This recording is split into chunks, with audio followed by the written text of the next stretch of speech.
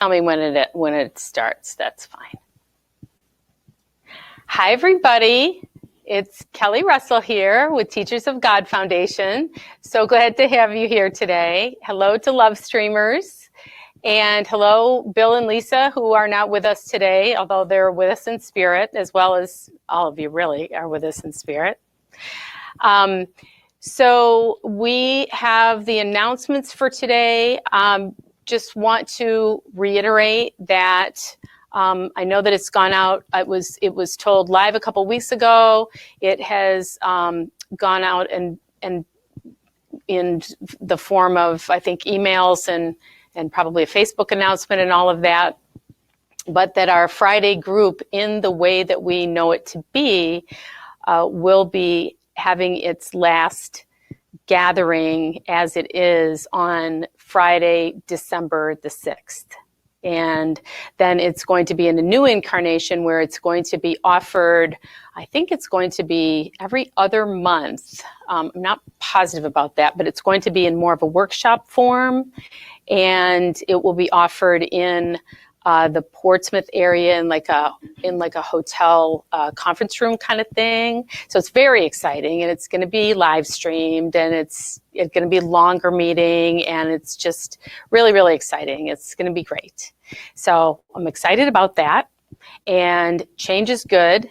And my topic that I'm going to be talking about today is actually going to address some of the feelings that have been expressed about this impending change. So the title of the topic is When Boo Boo Kitty, When Boo Boo Kitty and Bummed Out are the boss of you, and how to not allow disappointment to be, how to disappointment. So that's the title of the talk today, Dissing Disappointment. But I do have another announcement, which is for anyone in this group who also attends my Monday night group, which some of you are attended in person and some of you have attended it via Zoom. And I actually wanted to let you know my group is coming to completion as well after 8 years. And so my last group is going to be November 18th, Monday, November 18th. So, and that again has that came in as a guidance, and it has felt very complete to me. And I just want to give big hugs and kisses to everybody who's been part of my group as well on Monday nights. And so, want to start by greeting each other in love. So we have a smaller group today, so we will just say namaste, namaste, and namaste to you live streamers. And then I'm going to invite Nancy Peacock, the lovely Nancy Peacock, to come up and read from Cafe Gratitude. Thanks, Nancy. I think this is on. Yep. So good morning, love streamers, and everyone for joining us this morning. We feel grateful for that. So today's Cafe Gratitude is: the mind in its natural state can be compared to the sky, covered by layers of clouds which hide its true nature. Well, that's true. We are layers, and we're here to be fully present and understand that there's layers of clouds in each and every one of us that need to be uncovered, and peel back the layers and let the light come in. And that's what came to me, because that's the journey that I believe we're all on. And it's all good, but when we're aware that it's there and that it needs to be exposed and released, that's where we grow. So I find it interesting that the other question, and that was by Kalu Rinpoche. Oh, yeah. Is that is okay? Thank you. What miracle has happened in your life recently? That is so appropriate, because my husband and a family member got together last night, I found out this morning. And all I could take away from that was that it wasn't random, that it was a miracle, And I am so joyous over that because earlier this week, there was a lot of strife coming out. And this was a great healing for our family. And I'm just so totally grateful. Thank you. Nice. Thank you, Nancy. So, I love that. I love that it talked about the clouds, and the clouds block the true nature of our minds, right? Because the true nature of our minds is love, right? That's who we are. We're spirit. We're part of God. We're an extension. We're an extension of love. We're an extension of the light. So our true nature is the light. And so what blocks the awareness of that light in our minds is the obstacles to the awareness of love's presence, the obstacles to the awareness that we are actually light. And there's that part in the Course in Miracles where he's talking about I think it's in one of the lesson meditations, and he's talking about going through the clouds to the light, and that feeling the clouds on our eyelids and feeling them brushing our cheeks, and that we just keep going, and we just keep going toward the light. And I always think about, when I read that part of the Course, I always think about being in an airplane, and especially if it's an overcast or cloudy day and you're taking off and you're going through the clouds and it just looks like a cloudy day, right? And it doesn't look like the sun's out anywhere. And then you get up to cruising altitude, 30,000 feet or whatever it is, and the plane has broken through the clouds and you can see above the clouds, it's like it's sunny up there and it's blue sky and you can see this sort of circle of light. I just love that. So it's such a great metaphor for doing the Course in Miracles and our practices, and that what the practice of the Course in Miracles is getting us back to the full realization of who we are as part of God and as pure love and pure light, and that's the truth of us. And that's really what the work is of the Course in Miracles. I mean, the atonement, right, is the full realization that the separation from God never occurred. And if we fully recognized and fully realized and fully knew and understood in every fiber of our being that the separation never occurred, we would just be our light. We would just be shining our light all the time. We would be beaming it. We would be recognizing our light in our brothers. And we would never be angry or upset or disappointed, which is what I'm here to talk about today. So the reason, I talk about whatever Spirit tells me to talk about. I'm always asking in the week before I'm going to be teaching or writing a blog. And I always know that it's also because I'm teaching what I need to learn. And like the Course in Miracles says, you choose what you want to teach on the basis of what you want to learn. And I sometimes don't always know that I need or want to learn something, but I end up doing so after I end up teaching about it. So I think Spirit knows what I need and what I want more than I do, which is a huge part of this talk today. So I was thinking about disappointment. And one of the reasons I've been thinking about disappointment lately is because I have heard disappointment expressed by many of the people here in this, who meet in person in this congregation on Fridays, as well as some of the people who meet with us on Lovestream. And I've also heard disappointment from some of the people who are my Course in Miracles group members on Monday nights that I'm stopping my group. And so disappointment at some of the changes that are taking place. And disappointment, I get it. Disappointment is something that we experience. It's part of the human world. It's part of the world of form, in our true nature, as part of God, as the light, in bliss, in oneness. There's no disappointment, right? Because there's nothing, there's no change. There's nothing except just pure love and pure joy and pure peace. But in this world where we think we are, we experience disappointment. And when do we experience disappointment? So I looked up disappointment in my trusty dictionary, because I always love going to the dictionary and seeing what it has to say. So the first thing when I looked up disappointment was an unhelpful answer, which was that disappointment is the state of being disappointed. Really? But then I looked up, okay, well then what is disappoint? And disappoint as a verb, it's to fail to fulfill the expectations or wishes of. So that's when someone disappoints, right? And then the state of disappointment is then when someone or something fails to fulfill the expectations or wishes of, to defeat the fulfillment of hopes, plans, etc., or to bring or cause disappointment. And so it's interesting. Maybe I made this happen because I was thinking so much about disappointment in the last few days in this week when I was thinking about and creating this talk. But 2 people in my office yesterday came in, 2 guys, and both of them expressed a fear of disappointing. They didn't want to tell their spouses something because they were afraid of disappointing.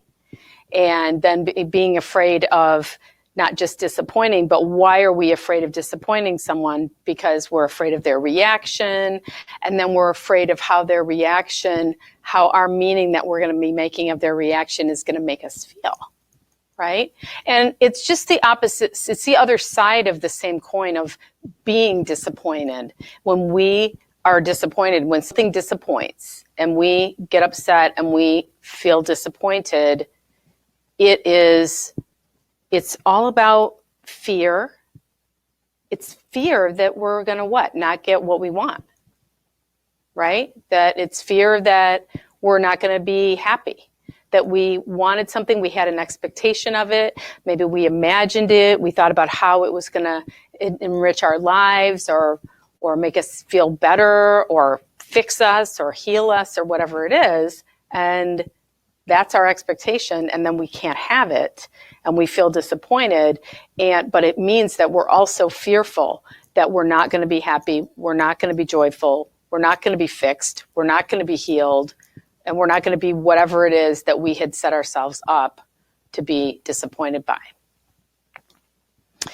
And yet, it's interesting too, because I don't know about you, but I was thinking also about the things that I have wanted at various times in my life and wanted them like so bad and prayed for them and imagined and just thought I needed to have them.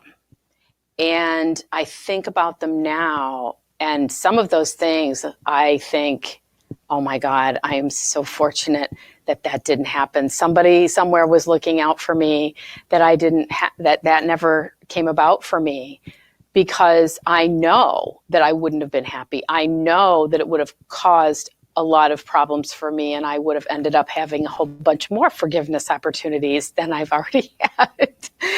And so now I look at them kind of like dodged bullets of like, so glad that didn't work out the way that I thought it needed to. And yet we're so sure of what's going to make us happy. You know, we feel like we know what's going to make us happy. And so I was checking out what the Course in Miracles has to say. So what the Course in Miracles says is, you do not really want the world you see, for it has disappointed you since time began. The homes you built have never sheltered you. The roads you made have led you nowhere. And no city that you built has withstood the crumbling assault of time. Nothing you made but has the mark of death upon it. Hold it not dear, for it is old and tired and ready to return to dust even as you made it. So that is in the text, and it is in chapter 12. And so what that is telling us is that there's nothing in this world that is going to make us happy. There's nothing outside of ourselves that is truly going to bring us joy or peace. You know, the Course in Miracles talks about that this world is a dream, which when we know that, I mean, we know that that's what we're learning, and yet it seems very real to us. And so on the level of form, we know that that's what we're doing is we're waking up every day and we're believing that we're living, we're believing that we're here. We know it's really a dream, but it feels very real. And so things can disappoint us and things can upset us. And yet what the Course is clearly telling us is that actually nothing has the power to do anything to us. So there's another part in the Course that says that I have given everything all the meaning that it has for me, right? And so anything that I think is going to make me happy, it's because I've given it that power to make me happy, because I've given everything the meaning, all the meaning that there is. And so if you think about investing in like a group like this, or like a group like I have been having at my house, as being something that we make meaning out of. So like some of the reasons why people have expressed to me that they have sadness about this group changing form, or about my group coming to completion, are because they get community from it, because they like coming together with other Course in Miracles students, because they like deepening their understanding. And so that tells me that there is a belief, there's an underlying belief in a couple of things there. There's an underlying belief, first of all, that there's a need, that they need to have the group, and there's a need that it needs to be in this form. And there's also a need that it stay this way, that it not change. And yet one of the things that we know about this world is that one of the guarantees about this world is that it changes. That's just one of the biggest differences between this world and the real world, which is absolutely changeless. And so this world changes, but it may be a necessary change. Like there may be gifts that come out of this kind of a change. In other words, in this world, sometimes things need to change and move so that they can transform, so that something new can come in their place, right? And so I was just thinking about that, about when we look back at our lives, like we've changed. You know, is there anybody here who hasn't changed? Anybody? So I know that if I were to have stayed the same person that I was like in my 20s, my life would have been really, really different. If I would have stayed the person I was in my 30s or my 40s, I'm not going any further, but I'm just saying that, you know, in this world, change does happen whether we want it to or not. And so we have to be able to embrace it. And so it's, what do we do with our disappointment? So first of all, disappointment is based on the idea that we think that, as I said, that we think we know what's supposed to happen. We think we know what would make us happy. And what the Course in Miracles says in Lesson 70, which is my salvation comes from me, is the seeming cost of accepting today's idea is this. It means that nothing outside yourself can save you. Nothing outside yourself can give you any peace. But it also means that nothing outside of yourself can hurt you or disturb your peace or upset you in any way. Today's idea places you in charge of the universe, which is where I always wanted to be anyway, so that's good, where you belong because of what you are, which is really not the ego's universe, but God's universe. This is not a role that can be partially accepted. And then also lesson 5, I'm never upset for the reason I think. And so, you know, if you take these together, lesson 70, that nothing outside of myself can save me. Nothing outside of myself can bring me peace. Nothing outside of myself can do anything for me in terms of my happiness. And then I'm never upset for the reason I think. And then lesson 12, I'm upset because I see a meaningless world. right? So we think that we're upset. We think that something outside of ourselves can bring us happiness. So we think that a relationship could bring us happiness, or somebody else doing something the way that we want them to do it. Or maybe it'll be that job that we finally get that will be like the best job ever. Or we think that if we have a baby, that it will bring us, it will fix us and make our lives wonderful. Or if we move to a particular part of the country, or we get boobs, or we color our hair, or we lose weight, or we move to a different house. And I'm not saying that there's anything wrong with doing any of those things. There's no judgment. It's just as long as we're not thinking that if I do this, this is finally going to be the grail to my happiness. Because if we do that, then we're setting ourselves up for disappointment. Exactly. Disappointment happens when whatever we wanted to have happen either doesn't happen at all and something else happens, or it happens and it doesn't go the way that we wanted it to. It's all about the picture that we're forming in our mind. Like we have a whole vision that we create, right? And we do that because that's what we do in this world. We imagine and we use our thoughts to create, but the problem is that we use our thoughts to create something the way that we would like to have it happen, which that's, the Course in Miracles talks about setting our lives up in the morning when it talks about planning, and it talks about today I make no decisions by myself. It does talk about think about the type of day that you would like to have, and then it's say, and how you would like things to go, and then say, today I make no decisions by myself. But what it doesn't say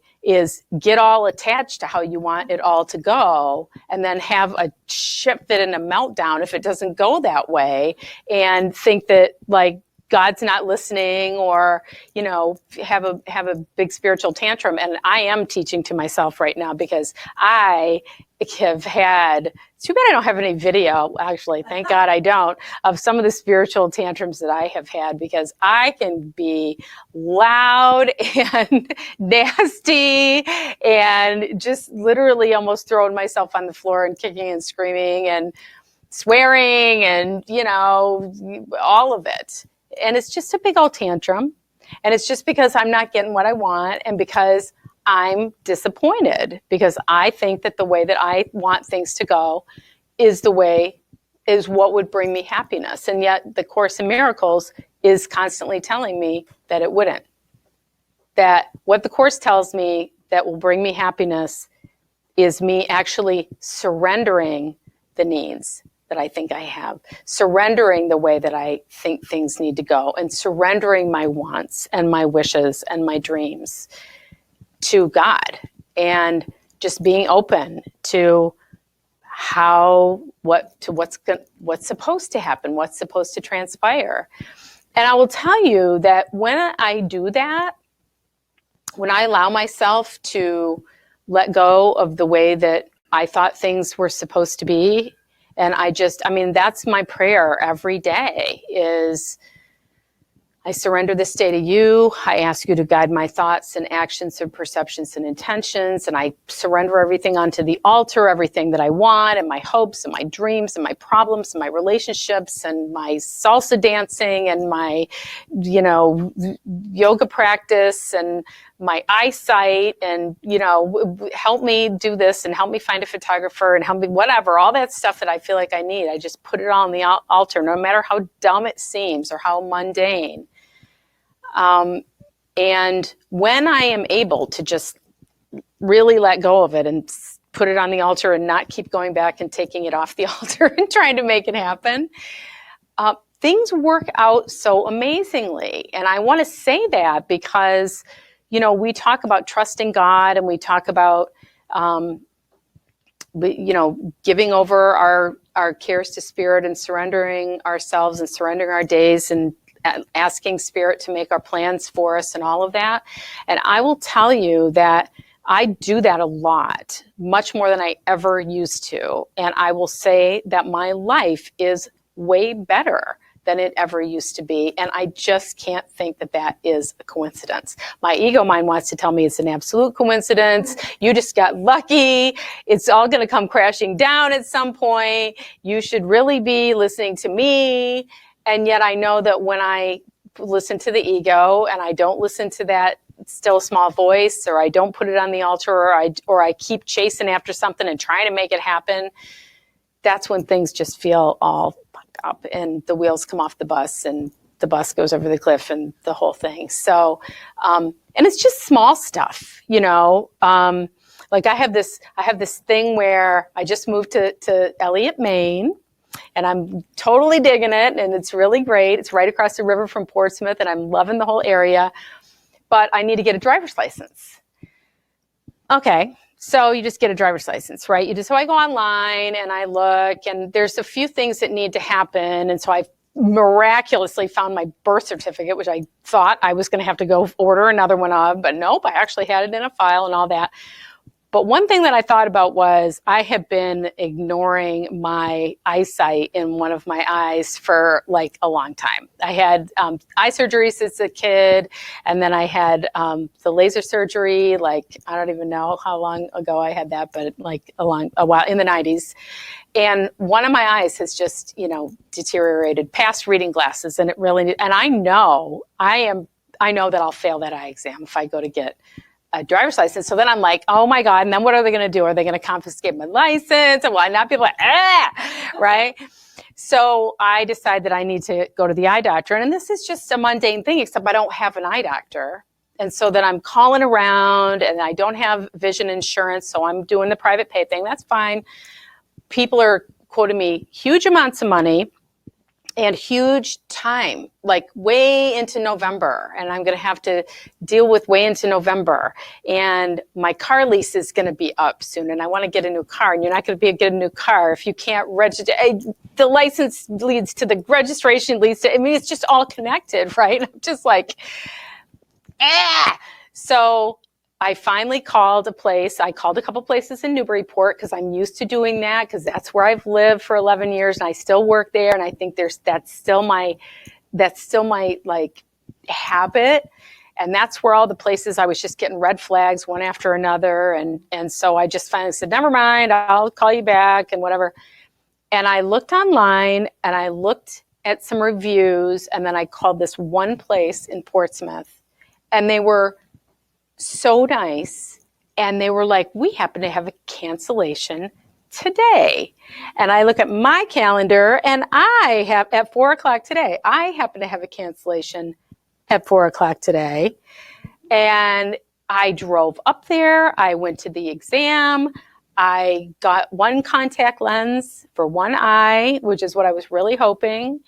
And they fulfilled the prescription. They just said, you know, you're going to try it out for a couple of weeks and whatever. I literally right now could go to the RMV in Maine, and I'm pretty sure I could pass the eye exam.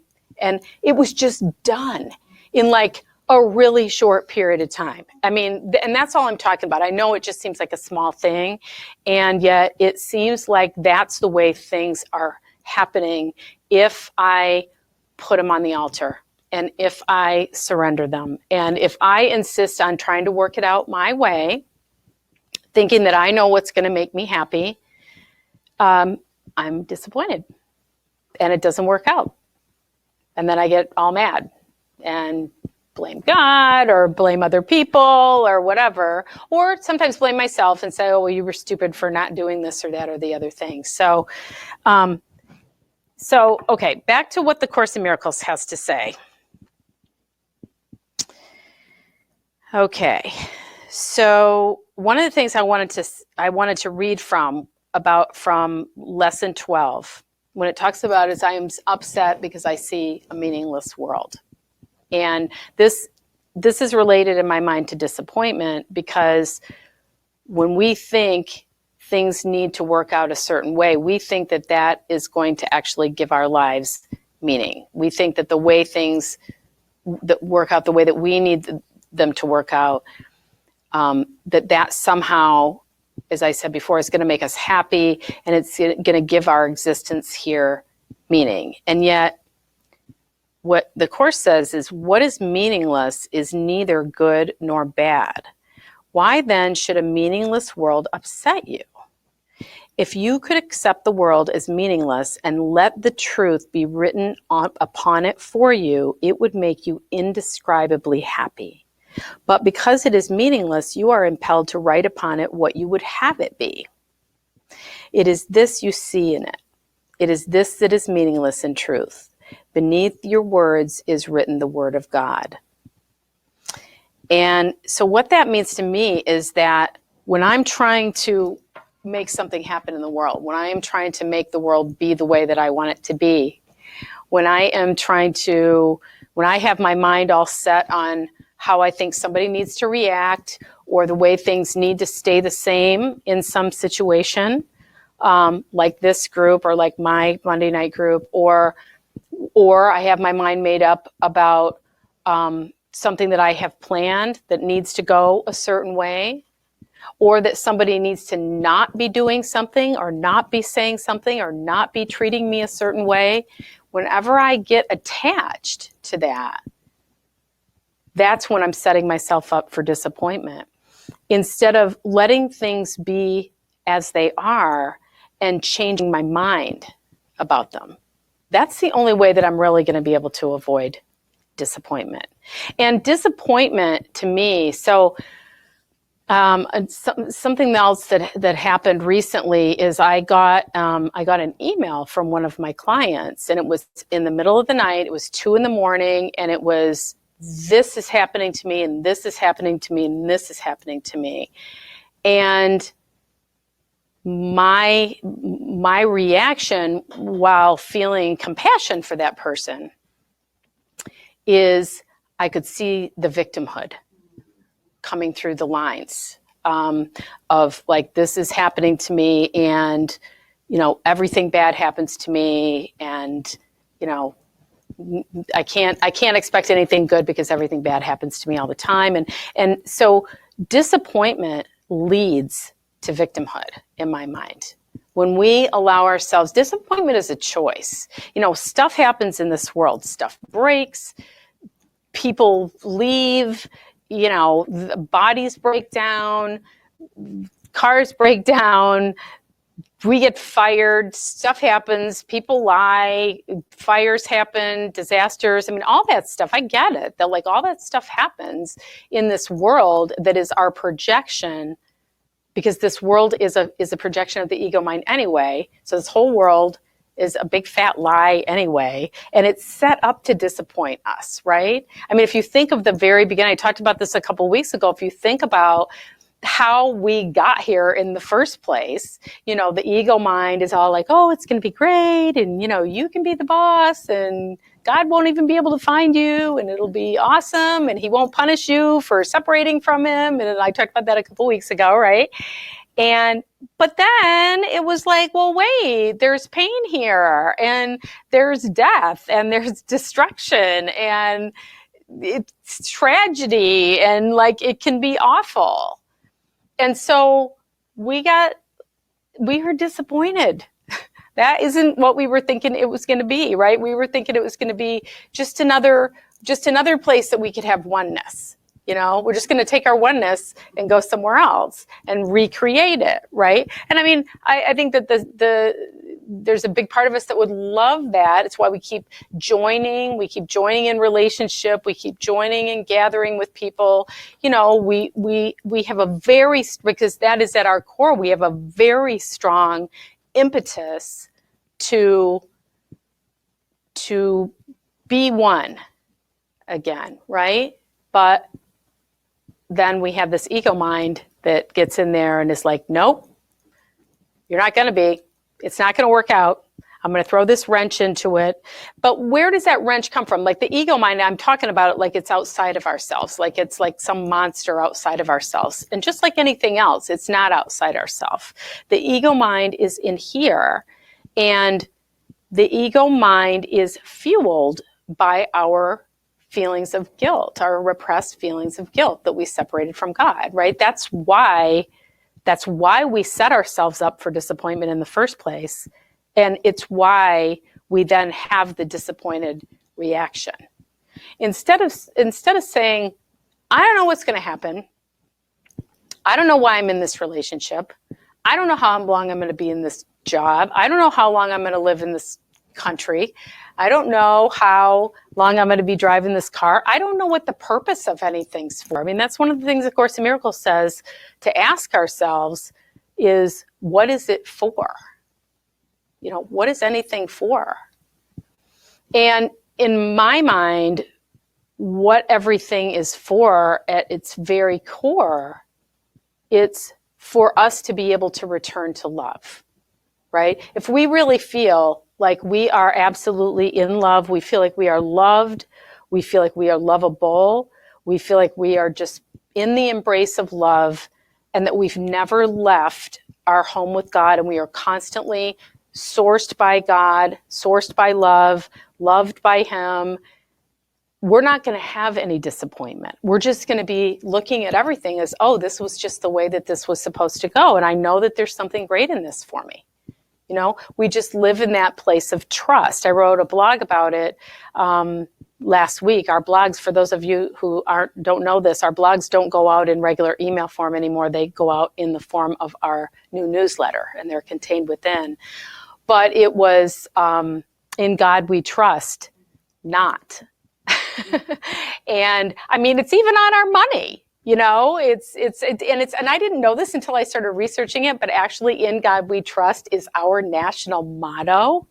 I didn't know that. I knew it was on the money, but I didn't know it was our national motto. And we don't. It's ridiculous. I mean, it's like, you know, it's like, oh, really? That's, you know, we see it every day. Probably we deal with money in some way. Maybe not dollars anymore because we're doing debit cards and Apple Pay and all that stuff, but it's right on our money here in this country. And it's like us being able to, if we really, really knew that and we really believed it and we really embodied it, there would be no way we could ever be disappointed about anything, because we would just trust that first of all, I'm not really even here. This is just a movie that I'm reviewing that's already over. And P.S., you know, it had a happy ending. And it all worked out, and that how things happen, I am at the cause of that in terms of I'm the projector, and so I can cause my life to be the happy dream. And how do I cause my life to be the happy dream? Well, one way that I do that is it's by being able to look at everything with love. Right? Because the only time I'm disappointed is when I'm not looking at something with love. I'm not seeing the love in it. So if I'm looking at another person and I'm looking at another person as they're disappointing me, right? I mean, like, how many of us are disappointed by another person? Like, am I the only one? No. Yeah. Or have been in our lives. You know, it may be that the more and more that we work the Course in Miracles, the more the Course in Miracles works us, right? And so the more that we are aware of when we are putting our eggs in that basket, or we're setting ourselves up for disappointment because we're expecting someone else outside of ourselves to be our savior in some way.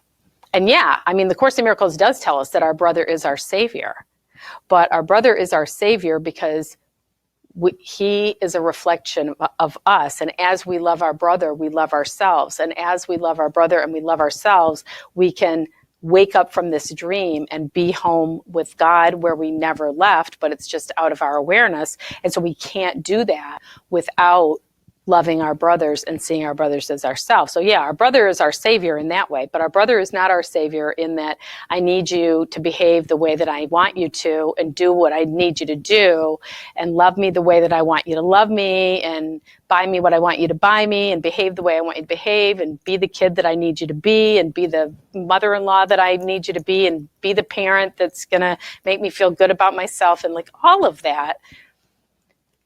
That's not what it means. And so when the Course asks us to ask ourselves, what is this for? In every circumstance in which you find your peace disturbed, ask yourself, what is this for? And it's always for the purpose of love. So it's always for us being able to forgive it, and so for me, being able to, like I experience disappointment. I mean, there's nothing special about me. I experience disappointment, and what I notice is when I find myself disappointed about something or in someone or in a circumstance or an institution or whatever it is, if I practice that forgiveness, if I just say, okay, stop, like I'll find myself, damn, they should be doing this and they should be doing that, and them for not blah, blah, blah, blah, blah, blah, blah, fill in the blank, and I should be able to, and I'm and I just can get the whole story going, and it's just can be crazy. And yet, if I stop myself and say, okay, I'm just going to do forgiveness, and I usually get there pretty quickly, having practiced for a while, and when I'm able to say, okay, I'm forgiving this. I know it's an illusion. I know my ego mind is making this up. I know my ego mind is trying to get me to judge this and trying to get me to be condemning, whatever it is. I'm just going to forgive it, and I'm going to remember that I'm dreaming this. This is my creation that I'm dreaming, and I forgive myself for dreaming it, because that's the biggest thing, is that you're forgiving yourself for dreaming it. And I ask Holy Spirit to help me see this differently. And what I notice now, I was doing that with the whole eye doctor thing. I would be like, oh my God, I can't believe, I can't have an appointment until, what is up with this and this girl, and put me on hold, and how come you don't know what your prices are, and judgment.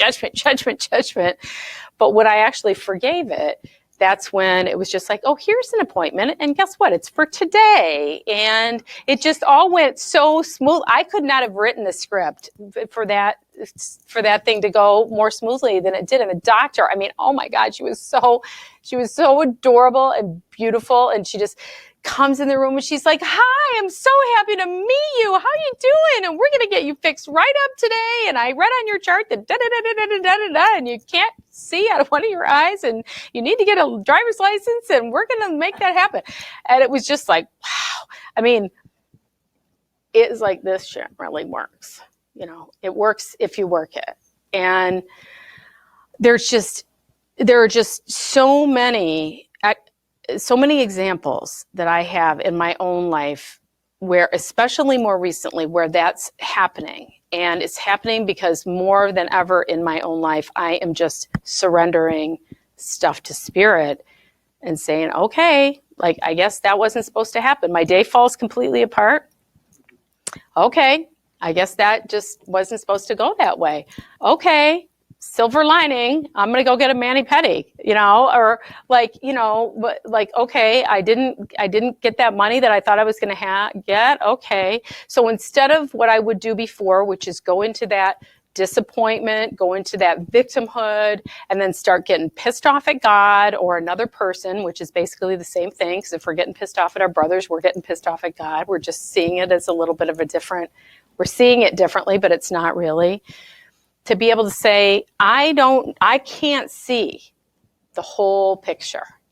I am not able to see the whole picture, and yet Spirit does see the whole picture. And so how do I know that there isn't something so much better for me, like 5 minutes from now, or next week, or in 5 years? How do I know that what I think about the way this is supposed to work out really isn't the way that it was supposed to work out?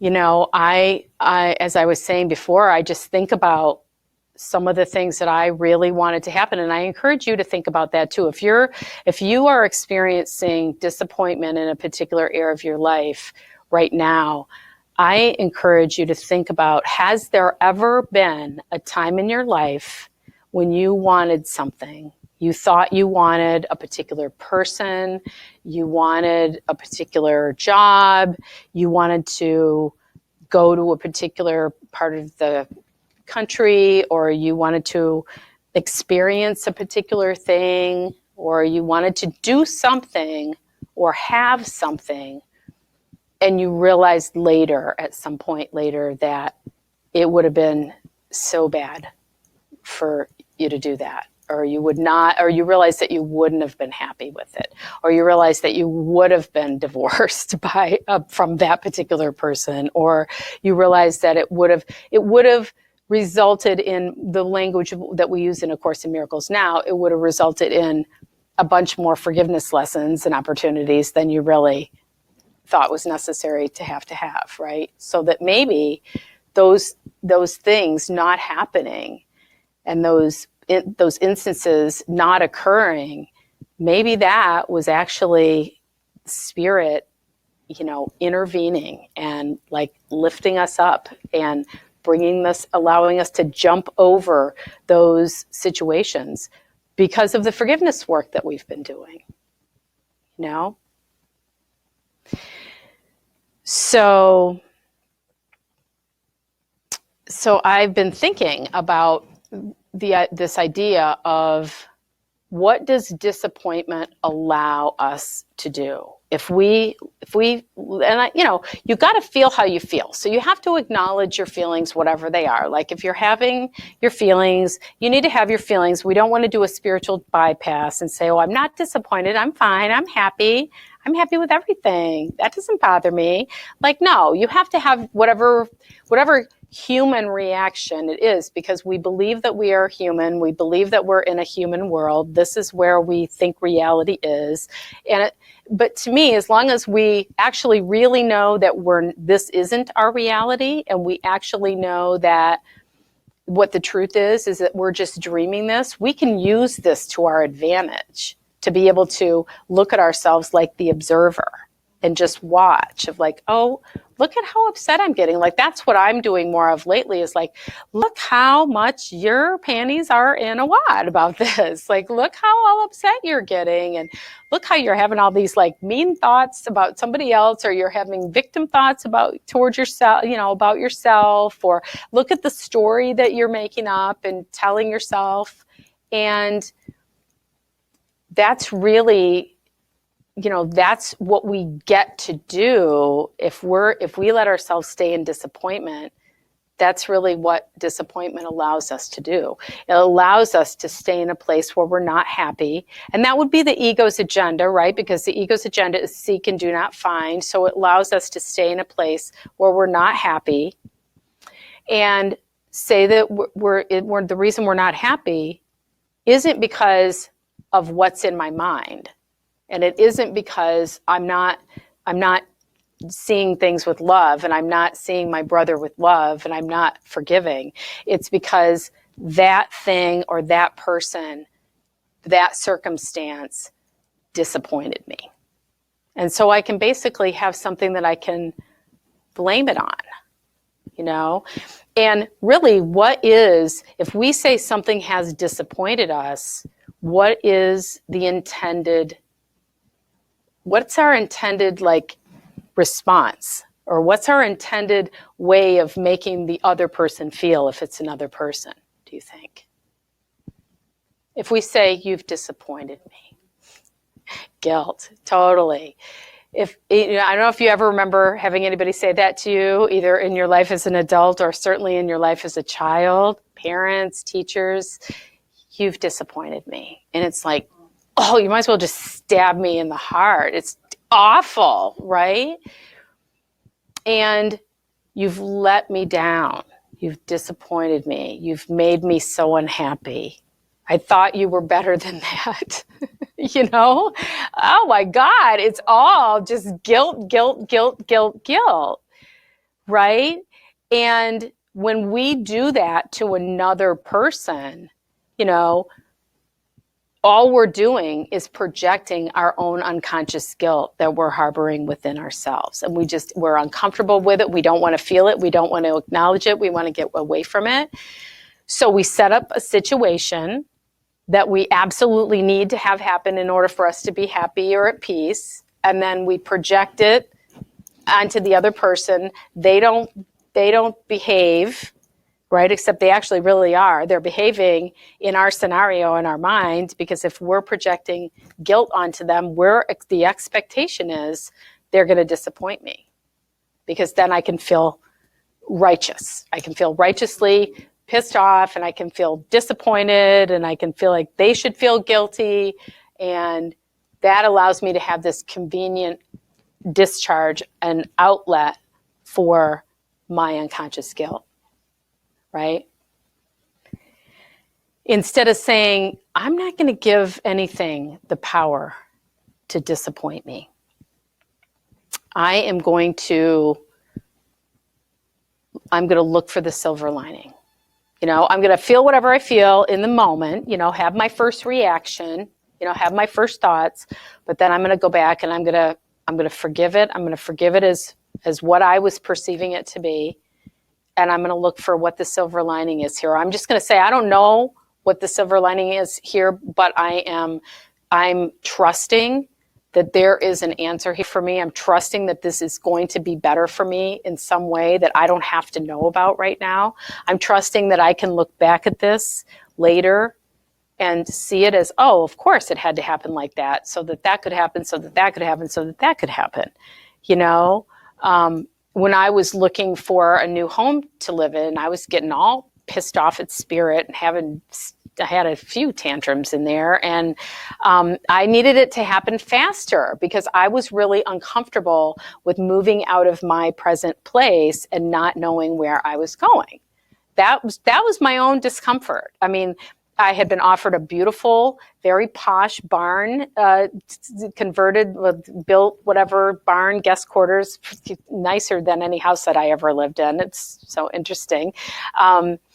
So I knew that I could go there. I knew that was where I was going to be going. And yet I still needed to know. It was just this it was like an obsession. And I just kept forgiving it. And you don't need to know. You'll need to know. What I kept hearing is you'll need to know. I mean, you'll know when you need to know, and you don't need to know that right now. But the reason I found out later that I didn't know is because the place wasn't available yet. It just wasn't available yet, and it was because there had to be this whole domino effect of this person had to sell their house so that these people could give their notice so that they could move into his old house so that he could move into his new house. I mean, it was this whole series of events, and it all worked out, and it all worked out in the end, and my whole experience was awesome. I know I've said that. I wrote a blog about it and so forth, but I was just setting myself up for disappointment because I needed, in my own insecurity and my own fear and my own lack of trust, I needed it to go the way that I needed it to go. And thankfully, when you practice A Course in Miracles, you do develop spiritual musculature. And so as much as your ego mind might be telling you, this is how you should feel, and this is what you should do, and this is how you should react, and, giving you all those messages and that slippery slope, and greasing the stairs for you to fall down and so forth. There's also that part of us that knows, because we have been practicing, because we have been reading the Course, because we have been doing the lessons, or we have been practicing forgiveness. And so developing the mindset and strengthening those muscles, and are able to pull ourselves back from that place and say, no, I don't need to feel like that. Nope, I don't need to know. Nope, am I okay right now? Right now, in this very moment, am I on fire? Am I bleeding from my eyeballs? Is anything like that going on? Or am I just not sure how something's going to go? And am I, in fact, in fear about it? And if that's the answer, then okay, fear's a choice. I'm choosing fear. I need to shift my perception from fear to love. I need to practice forgiveness around this, and then put it on the altar and say, it's going to work out. Things work out. I don't have to know how it is, and I don't have to be disappointed in the way that it is going right now. So when people tell me in my practice, either my therapy practice or my coaching practice, that they're disappointed, because then I just happened yesterday to hear two people talk, and we spent quite a bit of time talking about, well, what would that be? So you're afraid that person's going to be disappointed. Okay, well, let's play it out. What happens? Well, I tell them that I really want to take this other job that's being offered. It's a little bit less money, and then they're disappointed, and then they get mad at me. Well, okay, so they get mad at you. So then what? And that's usually where people have stopped. They get mad at me, the end. And now I don't want to do it. And I'm conflict aversive. And so I'm just not going to do what I want to do. But see, that's a trap too, because if we choose not to do what our hearts are being pulled toward doing, and these were big things for both of these people, they were pretty big things. And if we make the decision not to do that, one person was making the decision to lie about it, to do that and then lie about it. And that's a trap too, because then you can't lie without feeling guilty about it.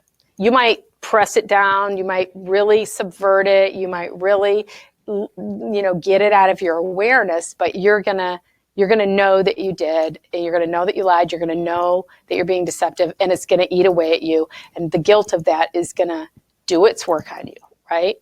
But the other thing is that if you make a decision not to do what your heart is telling you to do or what your spirit is guiding you to do because you're afraid of how somebody else is going to react, then in fact, whose fault are you making it that you're not doing what you want to do? Yeah, you're blaming them, right? You haven't even talked about it yet. But they're already at fault. They're already guilty because they would get mad. They wouldn't like it and they would get mad. And so therefore, I'm just not going to take it. I'm just going to go ahead and stay in my situation that I'm in. But secretly, it's going to be their fault. Instead of, how about if you think about how to say it to them, and you say it in a way that is as loving as possible, and you don't have to present it like, look, I've made this decision and I don't give a damn what you think.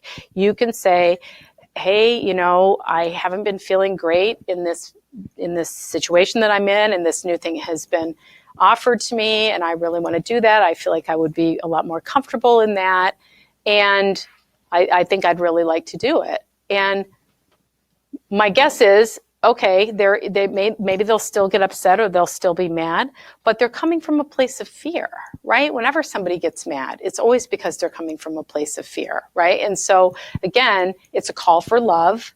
That's all. If somebody's coming from a place of fear, we don't have to be afraid of someone else's fear. We can look at it like, okay, they're afraid. It's a call for love, and our response is love.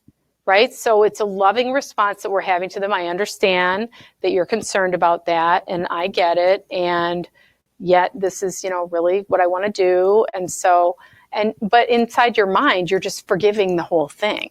That's your whole loving response inside your mind. It's just forgiving the whole thing and forgiving yourself for dreaming it. And then watching as your life transforms, because it's so interesting how when you practice forgiveness around something that you feel disappointed by, either the thing itself, the situation or the person themselves, the way that it's going down will change in the world. It'll appear to change and it'll be different. Or your charge on it will just dissolve and you won't care.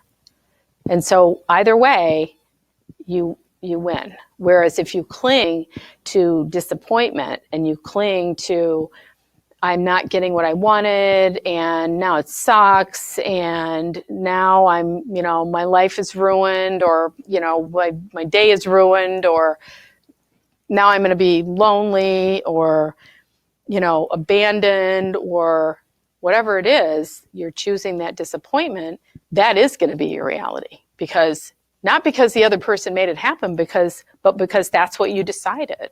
Course in Miracles talks about that one passage where it says that if you, any way that you find yourself feeling, it's because you want to feel that way, and you will feel that way until you decide that you don't want to feel that way. And when you don't want to feel that way anymore, then you will choose something different.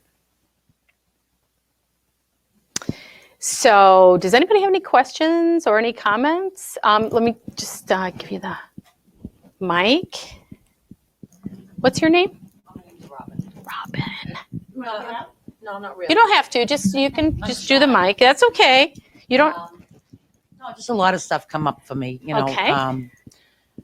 you're working 40 years in one place, doing the same thing all the time, being a workaholic, not realizing, Yeah. and then retire. And, long story short, Yeah. but it was good for me because I had to disattach. Like when I from work, that change. And then I moved in with my boyfriend. Mhm. And it's been a year that we've been living together, and I rent out my place to my daughter. So I noticed where I disattached from a lot of things, but I found myself now with me. Mhm. I'm not working. I'm home. He still works. Mhm. And I'm aware of this. It's almost like being aware of what you put in your body. Yeah. And I catch myself a lot, like after I'd moved in with him, after 2 weeks, I woke up in such a fear of panic. Oh my God, what the hell did I just do? I made the worst, and I planted my grandmother's roses in the garden that were her mother's. And I sat in the garden. Oh. And it was funny because I've learned now to just go in the bedroom and I get on my knees right away. Yeah. All right, you can have this today because, and my biggest thing is you just keep my eyes open, keep me focused. Let me see what I need to see. Yeah. I'm finding myself doing this now, but it's not that I have to forgive anybody. It's me. I am the worst. I will sit there and punish myself and I catch myself all the time doing that. Mm-hmm. And I have to go in my room, and it's a constant effort with me that I have to, I find myself driving and I hear this and I know it's a choice now. So what is the choice? I'm more comfortable being in my pain, than to just say, it's okay. Yeah. You know what? It's okay. And I have to tell myself that. Yeah. That it's okay. Yeah. And I always like that saying, you're right where you're supposed to be. So, my thing now is let it happen, leave it alone. Yeah. I'm here and the boyfriend's home. He just had hernia surgery and I can't stand him. I'm ready to have him push the couch and vacuum for me. I don't know what's that all. But I just know I'm better than to stay there and, fester in something that's nothing than to just get in the car and go for the ride, Yeah. But I do listen to classical music a bit. Yeah. Well, And I pray more. And that pray seems to more help. and classical music. And I both. do get the answer when I slow it down. Yeah. It works. Yeah, it does work. And I love your story. And one of the things that I loved is you saying, I know that this is coming. I know that this is me. I know that it's coming from me. And, forgiveness, if we're having a judgment about somebody else, then we need to forgive who we're having a judgment about. If you're having a judgment about your boyfriend that you can't stand him and he's at home, whatever, probably you need to forgive your boyfriend in those moments. If you're blaming yourself, you need to forgive yourself. They're equally erroneous, right? Because we're the dreamer. So all of the forgiveness is eventually going to come back to us, to forgive ourselves for dreaming the illusion in the first place. The Course in Miracles does tell us we have to forgive our brother if we're holding our brother in any kind of judgment or we're perceiving our brother as separate from us. But forgiving ourselves too, because a lot of us grow up beating ourselves up, thinking we're not good enough, thinking that we're stupid, or thinking that we make bad decisions, or we regret something that we've done or whatever. And we talk badly to ourselves. I mean, our self-talk is terrible. And so forgiving ourselves, and that thing that you said about it's okay. I do that all the time. I will get a whole thing going, and a lot of times it's about me. And it's, oh my God, you're always late, and you're gonna be late again and again. You just did, me, and it's like judgment. And then I'm just like, I'll usually pat myself on the chest, which I keep hitting the microphone, so I'm not gonna. But and just be like, it's okay. You're okay. You're so loved. You are so beloved. It's okay. You just gotta forgive that. It's fine. You are seeing things through the lens of the ego right now. You got your ego goggles on. And so you just forgive that. So anybody else have a comment or something you want to ask? Question? Nancy? I had an interesting experience. It wasn't, earth-shattering. It was me being disappointed visiting my son in a strange city not far from here. And I'd made an arrangement with the hotel agent that I could bring my dog, even though it wasn't a therapy dog. no papers. He said, no problem. I'm like, you sure? What's your name? Steve? When I get there, So as I went there, I really was anxious to check in, make sure, because there were no hotels around last weekend. It was pretty much a done deal. Oh, yeah. And of course, my son was involved and I wanted to see him. So I stopped there on my way over to get my son, and exactly what I had feared happened. The agent on duty said, no go, called the manager, no go, if you don't have papers for it. And she explained that, I was being honest about it. Well, I shut down. I stared at her, she stared at me. It was like a showdown, and there were people in line, and it was getting ugly, and I could feel it deteriorating quickly. So I spun out on my heels with a little snide comment, drove to my son's, had a little meltdown, and he says, I'm going over there now. I'm like, no. Gathered my thoughts, called the manager, said, I just need to talk to you about this, how this happened. And, I can drive home. It wasn't like I was bleeding and had this, accident or anything like that. So I had to let it go. And she apologized and was so sincere that my ego didn't want me to go back there. Like, I'm not going back there. I don't care. And I said, well, because you've seemed sincere and you honestly will honor this, I will, I'm not going to be an idiot and drive home and ruin my weekend. Long story short, I was really nervous about going back there. Yeah. But it worked out. And the beautiful thing that happened when you come together and you are the observer, I walked the dog at 7:30 in the morning, and the original agent, a young woman, got up behind the counter and she reached out to hug me. I apologized. I apologized to her. She said it hurt her so much to turn me away. And I knew that was the healing moment. And it's when you can take something like that you can just blow off and realize that we are one. And I felt so grateful for that to happen. Yeah. And not to have ruined the weekend and it's been open. And it continued the rest of the weekend. So I just had to share that because. It's awesome, Nancy. Oh my God. I love your story. Thank you so much. And just what we can do, what the power of forgiveness in the face of disappointment, and how it can literally transform, even like in the dream. Like, I know that I talk about forgiveness all the time, but it's because it works. And that when you're in and you're like, this is just hopeless and I'm going to have to go home. And like, you've got the whole, like, I was told wrong by somebody else. And I'm like, and you're just in that disappointment. And then you go and you gather your thoughts and you're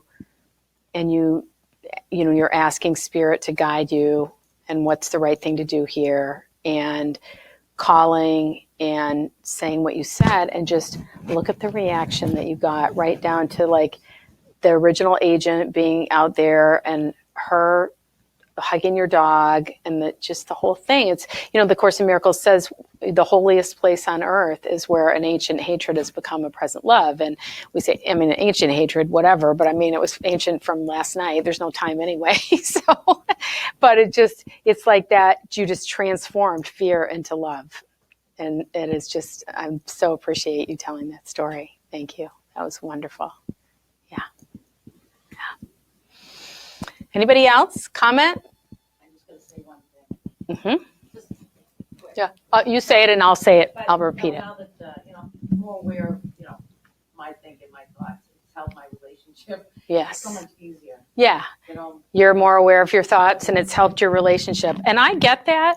I do. I get that. And Sandy can attest to this because Sandy's been in my Course in Miracles group for, almost 8 years. It's been the group is actually going to be, the last night of the group is going to be very close to when 8 years, anniversary wise, 8 years from when I first started it. And Sandy was one of the very first members of it. And so a couple months later, I think. And so, but Sandy has seen me through a lot of stuff in my life, a lot of forgiveness opportunities. And one of those things has been my relationship with my boyfriend that's been going on for 6.5 years. He's actually a lovely man.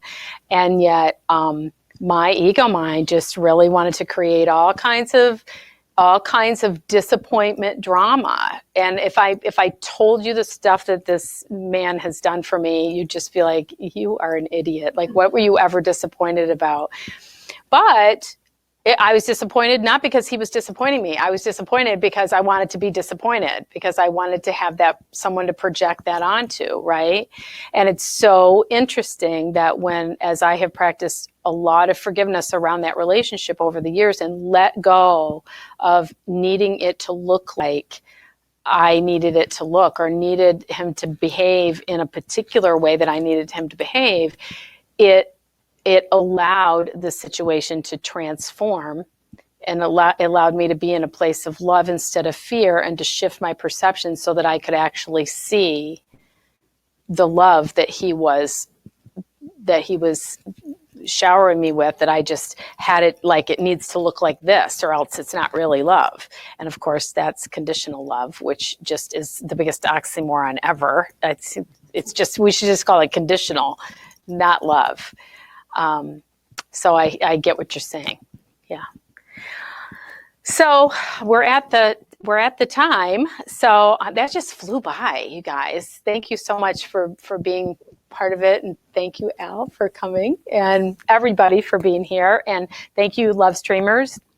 There is a thank you love box in the back of the room. And also there is a button online. We do appreciate and really, your donations are so integral for us to be able to offer the programs that we offer at Teachers of God, as well as being able to pay for the space here and the equipment that we use and so forth. And so if you're able to give, we certainly do appreciate that. And so we're going to do a little gathering today as we pray out.